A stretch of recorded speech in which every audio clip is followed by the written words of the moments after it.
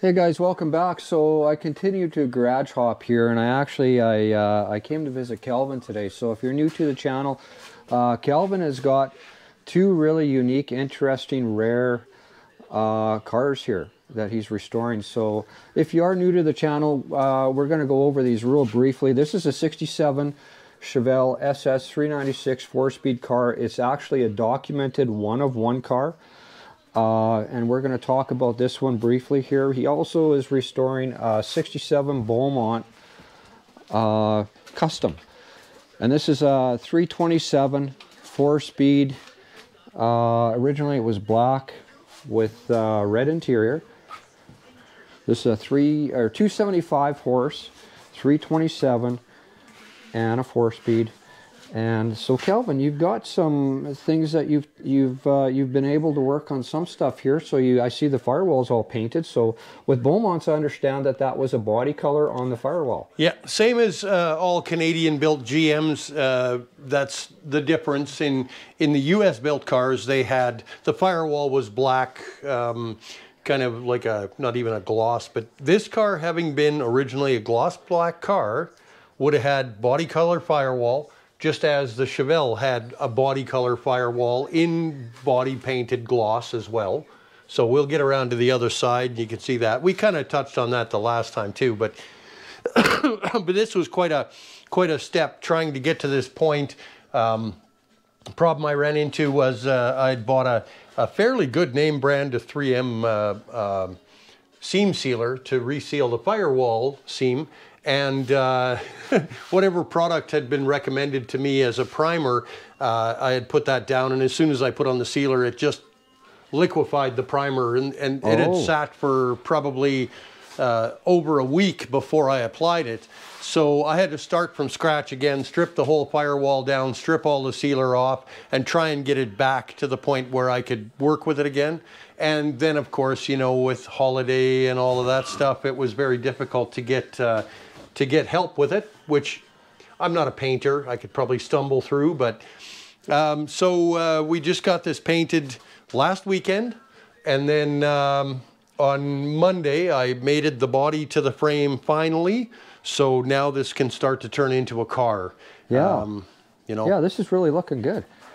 I like what you've done here. So yeah, this is 67 Beaumont. So they're a little bit different. They're a lot like the Chevelles. Interior is the same as the Chevelle, with the exception of the dash. Yeah, they used the same upholstery and the like, but the dash is a Tempest GTO type dash.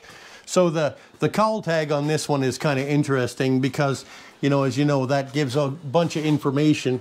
This particular car was an A51 D55 M20, so obviously bucket, console, and 4-speed. That's what those RPO numbers along the bottom. 73617. So a V8 Beaumont Custom, you know, two-door hardtop. Originally tuxedo black with a red bucket seat interior.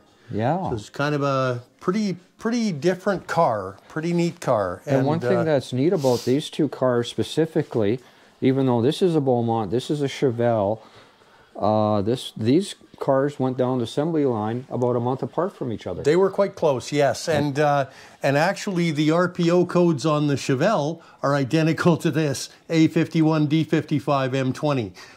It says the same thing along the bottom row on both cars. I just thought, you know, that was kind of cool.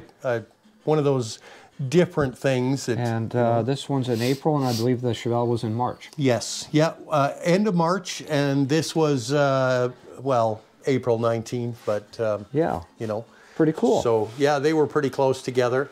So, yeah, a lot of the stuff on them is very common between the two cars. This car had power steering and power brakes. It also had a factory tack, which is a pretty unusual option. And a remote mirror. And a driver's side remote mirror, which is a very odd option as well. Very rare thing, yeah. On the Beaumont. So, yeah. You're saying that less than 2% of the actual of total production. My understanding is in the U.S., I believe it was under 2% of 67 A-body production. Chevelle had that remote mirror. It was just a very unusual option. Yeah, so, and this being a Canadian model, Canadian only model, you can imagine that there are very few of those would have come that way. Yeah, somebody, I suspect this car was probably factory special ordered. Given the black with red interior, given the 4-barrel 327, the factory tack, all of that stuff. Now, I'm adding some stuff to this because although it's a unique car and it's kind of a special car, I've decided that I'm going to add AC to it. I'm going to put an underdash, period correct kind of underdash AC in it. But I went to great lengths trying to find all the right brackets, even the hoop for the hoses, all of the right pieces to make it look proper under the hood. I won't misrepresent it as having been a factory AC car. The Firewall's entirely different. So you can't, I mean, it's just they were big and bulky and a lot of people thought they were ugly. I thought it was neat because they were, but there's only ever been one true factory AC Beaumont for 67 that's been verified. And now there may be others out there, but they've only ever verified one, and it was an export car. So wow, very, very rare. Yeah, very unusual, but finding the brackets and stuff, I mean, being that it's a small block Chevy, it wasn't that difficult. Let's get over to that Chevelle real quick and see what you've done with that. It's been a little bit of progress with that. I'm still waiting for parts. That's part of our COVID issue, but the dash is in. Yeah, I finished restoring the dash and the console, and I've got them all in place, but until I get my dash pad, I can't finalize the install on all that. Yeah. And I'm in the process of restoring my fuse box and the like because there was some crust going on in there. I wanted to straighten that out. And as you can see, I'm using this as kind of a repository for some of my Beaumont and Chevelle parts that I've already kind of refurbished, and I want them to stay safe in the meanwhile. Yeah. So, you know. One thing that's unique, guys, is both these cars were actually used as parts cars for other builds. Yes. So when Kelvin got this car, it was a complete shell, and that didn't even have its steel dash in it. So he had to find his dash and restore it and put it in there. So, but as you can see by this cowl tag, as we had discussed, so the A51 D55 M20 along the bottom there, the bottom RPO line is identical on the two cars, but this here is the key, the 13817. Yeah. That's a real big block SS car. Yeah, and a 4-speed bucket console car. This car also happened to be a factory tack car, which I thought was kind of neat to have the two that had the same RPO line, and they were both factory tack bucket console 4-speed cars. Being that this was an L35, is a 3.25 horse 396. A lot of guys want to juice them up. This thing's pretty mild. It's just going to be a nice driver. But the 275 horse 327, because of the difference in weight, would have made that a fairly snotty little car. Oh, yeah. That was the little brother to this, where it was definitely a performer. Yeah. But a lot of guys say that, if you go to the 300 or 325 horse 327, it would keep up with the big block cars all day, every day. And they're usually talking about a 350 horse car. This is a 3.25. I expect the performance I'll get out of them will be very similar. So very cool. One thing I wanted to talk about also today was Beaumont history. That was something I kind of promised in the past. And Kelvin's a good reference for some of this interesting Beaumont history. Actually, the Beaumont SD was one of the most rare muscle cars ever produced. What was it, less than 200 of those were made? Actually, as far as they can figure, 67 SDs, so the 396, the actual 738 serial number, which is like the 138 in a Chevelle, which signifies a big block SS car. The 738 cars, they believe there were about 251 of them. Wow. Total production of sports package cars. So just like in our other oddball, where we were looking at that black 66 Malibu SS that we recovered this past summer, the sports package car, the A51 sports package, which made that car a Malibu SS, Yeah. you could get a 67 Chevelle or Beaumont as a sports package car prior to, I think it was the end of November or something of 66. So if you had ordered a 67 Beaumont Sport Deluxe, it would have had A51 as the option code, but it wouldn't have had the D55 because the A51 prior to December would have been a sports package, which would have made the car an SD, a true SD, same as the 67 Malibu with the A51 prior to December of 66 would have been a true SS, but it's a Malibu SS. Could have been had with a big block or small block or possibly even 6-cylinder. Yeah. But so this car was built in April, and so it was already, had it been a 738 car, of course, it would have been one of the very, very few. I think you did a video on Al's car, yes, the green one, and that's a true 738 SD 396 car. Yeah. That is one of the 251, as far as we can tell, factory big block 738 cars. There seems to be a lot of confusion surrounding these Beaumonts. Now, from what I understand, and you've educated me on some of this, the Beaumonts, well, they're not a Pontiac, first of all. They were a separate. That's been a really contested point. That I don't know if the Pontiac guys want them to be Pontiacs or what, but they were apparently never intended. The problem was with the auto-packed. So it was Lester B. Pearson and the current U.S. president at the time, Lyndon Johnson. Yeah, they were battling about... They were kind of, well, you can understand. I mean, at that point, it was really difficult for Canadian automotive industry to make a go of it because the U.S. was set up to do, so much more business than Canada, and we were exporting such a minute percentage of what we built here in Canada. So it was kind of a stacked market. So they had introduced some pretty serious tariffs. Now we're all aware of free trade agreements and stuff that have been made recently. It's been in the news. We hear about that stuff and whatever. This was one of the early free trade agreements, really. And it wasn't actually free trade, but it was actually quite favorable for Canada. It was mandated that Canadian cars, we had to improve our exports. So the big three specifically, because there was a real deficit in Canadian production and whatever. So the big three had to step up production in Canada in order to balance things out.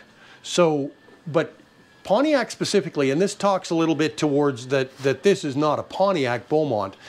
Pontiac didn't want them to use the Pontiac name on some of these specific models. They got by it on some of the stuff like the Laurentians and the even with Ford with the Meteor Montcalm. How Canadian is that? A Frontenac Ford, even Fargo trucks and stuff like that. These are vehicles that were built in Canada specifically for the Canadian market. Monarchs, again, another one.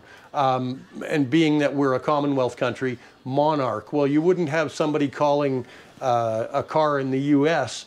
a Monarch, right? Because that has to do with the king, or the queen in this case. So anyways, it turned out that it was really good for Canada, for the automotive industry in Canada, maybe not quite as good for the U.S. side of it. So that agreement was actually signed in 1965. And that's when things started to lighten up as to, the ratios were kind of working out by then. But so GM had to have a specific amount of Canadian content in the cars. That was one of their stipulations, one of the things they had to follow according to that auto-packed agreement. So they built these cars, Beaumonts, Acadians. Acadian started earlier, and the Beaumont was actually a model of an Acadian. And there was also Acadian Beaumonts in the early days. There were, in fact, a Chevy 2 style Acadian, okay, which was basically the same idea as a Chevy 2, had a different grill, some different trim and the like. A higher trim level on an Acadian would have been like they had the Invader and then they had the Beaumont, and the Beaumont was a higher trim level. Yeah. And that continued until they kind of switched it over. In 64 and 65, you could actually get an Acadian that was a Chevelle body, very similar to a 64, 65 Chevelle, but it was an Acadian Beaumont. And then in 66, it became its own mark, its own line. It was not a Pontiac or an Acadian Beaumont. It just became a Beaumont. Beaumont, so it's a separate line altogether. That's right. And for anybody who wants to take the time to do the research, if you go online and search GM marks, which is like, you know, Pontiac, Buick, Oldsmobile, all of the different marks, the brands that GM has absorbed or marketed from its very beginning, it says in there very clearly that these were not a Pontiac. Yeah. The emblems on them were similar. They kind of hinted towards it. The center bar and the grill, the fact that they used what is very much like a Tempest or GTO dash, Le Mans Tempest GTO. But they made it this way unique specifically to make it a Canadian market car so that it could be built in Canada, sold in Canada, and keep the price mark down. Yeah. It's easy to see why it's so confusing. The little spears very much resemble the Pontiac. Actually, I have a great example, and actually an NOS Beaumont Grill emblem that. And the GTO dash, the little gills on the side fenders. There you go. So that's what I was referring to. Very much looks like a Pontiac emblem, but it's not. And it has those maple leafs in there. Yeah, which Very made unique. it specifically, like here's the trunk emblem as well, same idea, you know, where it's specifically a Canadian thing. Now, you know, people see this, they think Pontiac, well, yeah, okay, it's got the flavor, but it is not a Pontiac. Right. And another example that I give people in, and I don't have a problem with Pontiacs. It's not. I'm not saying this to be disrespectful to the guys that are Pontiac fans by any stretch. But as an example, here I have a 67 chassis manual. And I think we touched on this the last time, but it's listed here as 1967 Pontiac, Beaumont and Acadian. Yeah. Not Pontiac Beaumont and Pontiac Acadian. It's Pontiac, Beaumont, and Acadian. So once you get into it and you find that everywhere throughout this manual, it gives specifics, vehicle dimensions, Pontiac. In that, they're referring to Laurentian, Stratochief, all of the Pontiac models, Parisiennes, etc. Yeah. And then into here, model identification. Beaumont, separate. Vehicle dimensions, Beaumont. Model identification, Acadian. And dimensions, Acadian. So all the way through this, they're specific about the difference between a Pontiac, a Beaumont, and an Acadian. Great. Well, that's good. That's a little bit of a history lesson there, guys. I appreciate that, Kelvin. Kelvin's a really good resource for this stuff, and he's got two really rare, unique cars here. And I'm just happy to actually share this with you guys, and hopefully, people will get, a little bit more informed about the whole Beaumont deal. Yeah. But thanks very much for sharing that with us, Kelvin. I appreciate it, and we'll see you guys again. Thanks for watching.